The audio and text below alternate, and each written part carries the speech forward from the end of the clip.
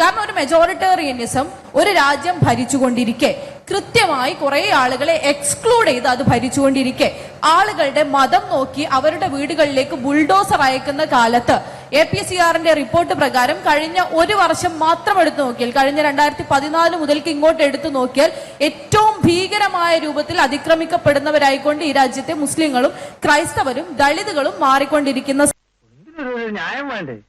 അനധികൃത നിർമ്മാണങ്ങൾ ബുൾഡോസർ ഉപയോഗിച്ച് പൊളിച്ചു മാറ്റുന്നതും ഗുണ്ടാ തലവന്മാരുടെയും മറ്റും വസ്തുവകകളും കെട്ടിടങ്ങളുമൊക്കെ ബുൾഡോസർ ഉപയോഗിച്ച് തകർക്കുന്നതുമൊക്കെ യോഗിയുടെ നേട്ടമായി വിശേഷിപ്പിച്ചിരുന്നു.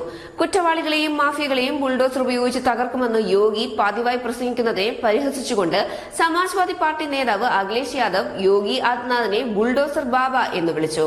അഖിലേഷ് യോഗി ആദിത്യനാഥിനെ പരിഹസിച്ചപ്പോൾ അത് BJP പ്രവർത്തകർ മാത്രമല്ല, ഉത്തർപ്രദേശിലെ ജനങ്ങളാകെ ഏറ്റെടുത്തു എന്നാണ് ഇപ്പോൾ തെരഞ്ഞെടുപ്പ് ഫലം തെളിയിക്കുന്നത്. BJP പ്രവർത്തകരുടെ വിജയാഘോഷ പ്രകടനങ്ങളിൽ ഇടം പിടിച്ചത് ബുൾഡോസറുകളാണ് എന്നതും എടുത്തു പറയേണ്ട കാര്യമാണ്.